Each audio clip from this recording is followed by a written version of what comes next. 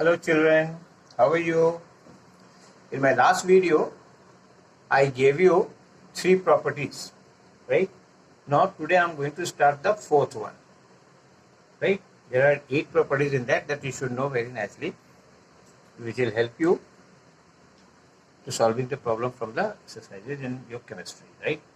So fourth one is their brittleness. You know, brittleness.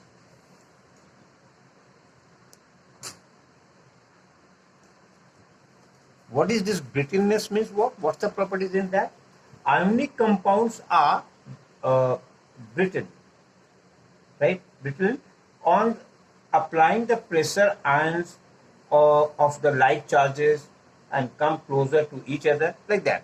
So I'm writing here ionic compounds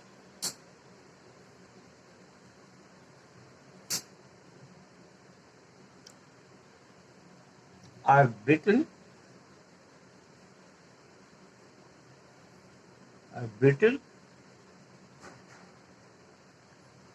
on applying the pressure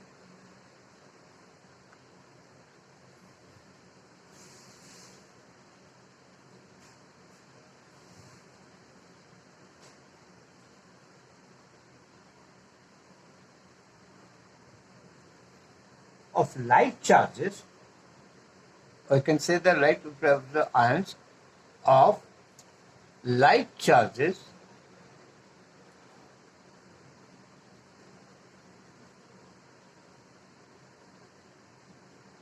come closer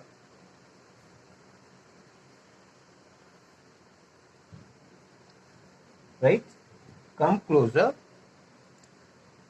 to each other.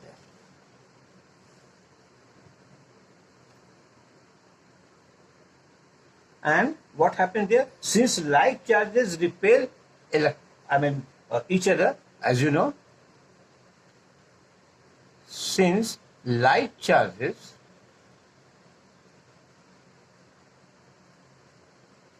repel each other,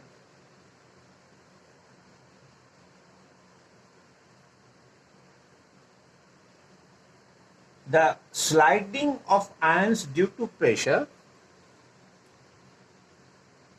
the sliding of ions, right, due to pressure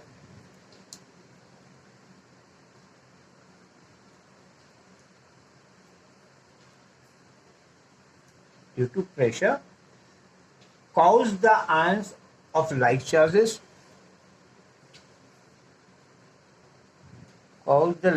that ions of like charges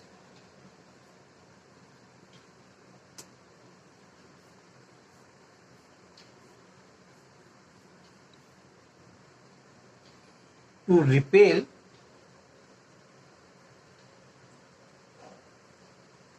each other, right? To repel, and hence the crystals breaks. And hence the crystals breaks. So this is the brittleness of that center, right? Next one is coming there. Like fifth one is your boiling point.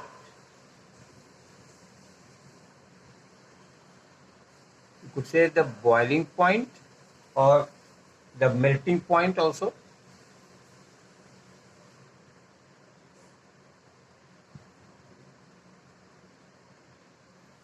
Right? What is in that? See, they have a higher meeting point at the right boarding of the point, right? They have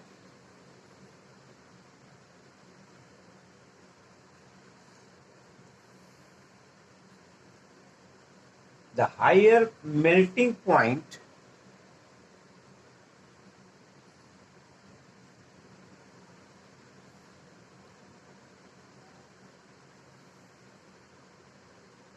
right?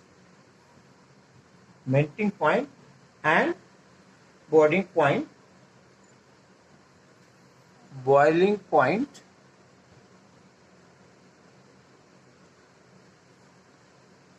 because a lot of heat is required, because a lot of heat is required, right, to overcome the electrostatic force, to overcome the electrostatic forces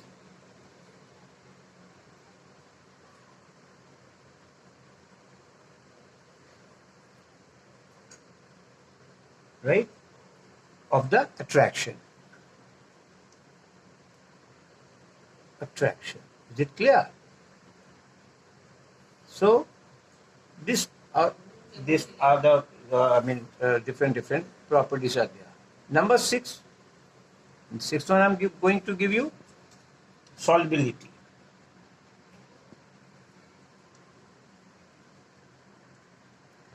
And solubility is what there? Ionic compounds are soluble in water and become the ions, right? Dissociates in water, and then these ionic compounds are insoluble. So, right? You can write like that. Ionic compounds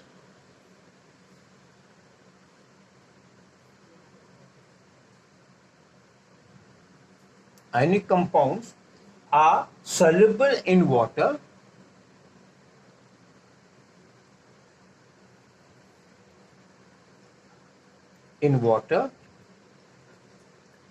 right? Why? Because the ions dissociates. The ions dissociate, right, in water.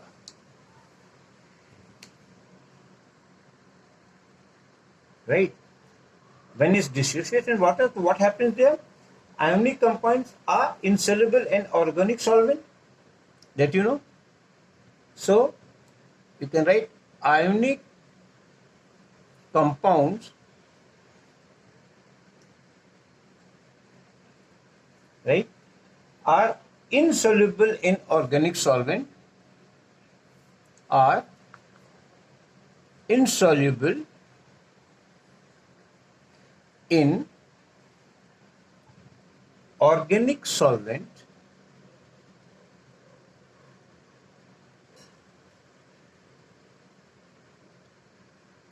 right? These are right. For example, there's organic solvents are that you know, alcohol is there, benzene is there. That is, you can say alcohol, benzene, right? Acetone. These are the organic compounds, right?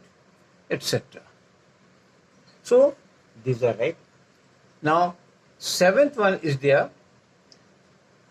That is the electrical conductivity.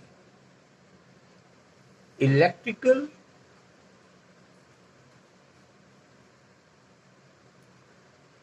conductivity.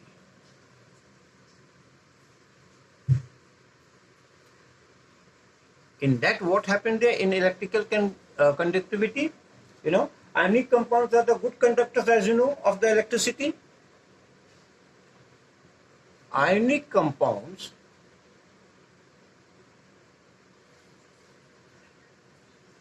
are good conductor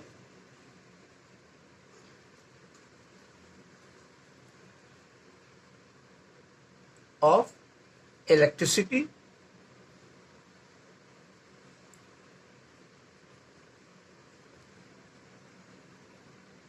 right, only in molten and aqueous solution. Only in molten state or aqueous solution.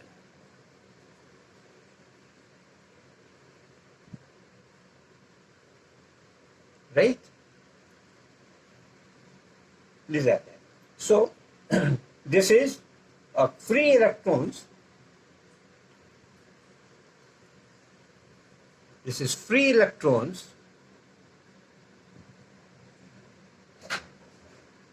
right. The ions also, you can say free electrons means that ions of that one are available in these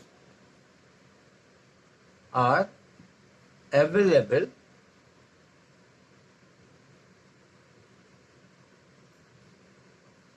in these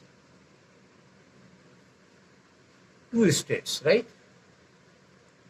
Both that aqueous and molten. So two states, right, to conduct electricity.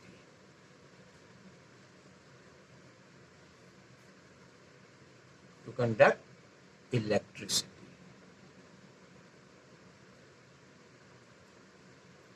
Right. Next one is there. Last one. That is the number 8. Right. Rate of reaction. This is very important. Okay. So, rate of reaction. This is very important. Try to understand. Rate of reaction is what? That you know, ionic compounds have the fast rate of reaction, right? The ionic compounds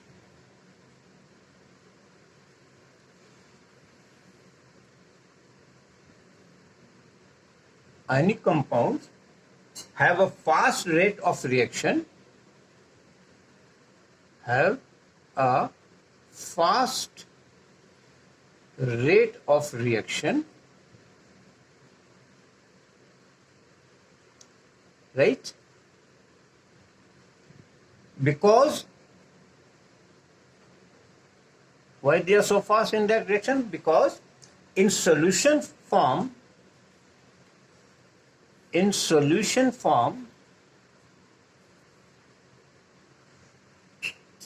what happened? The compounds dissociates. The compound dissociate, right, into the ions.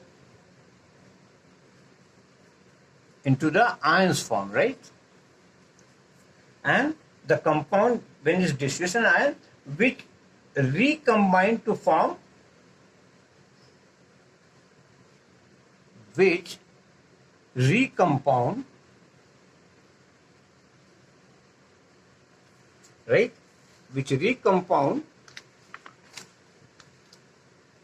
to form new numbers of particles, right?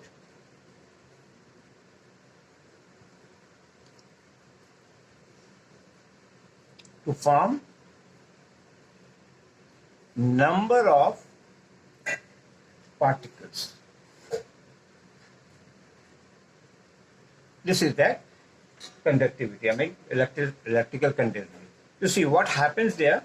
Suppose here, I'm just giving you with the diagram also you'll understand. Suppose here NaCl, sodium chloride, NaCl and plus AgNO3, silver nitrate. So in this what? Na is there, right? So Na is what? Na becomes positive and this Cl, this becomes negative. Is it clear? And here what happened there? Ag, again Ag will be what? Positive, being a metal, and NO3, it will be negative, right? So when these two are there, right, what happened there? When these two combine, so what happens there, right? It is becoming there NaNO3 plus AgCl. right? Because these two combines and these two combine, NaNO3 and AgCl, right? So till now I've given you all the properties. Now in my next chapter, I'll start the covalent bonding.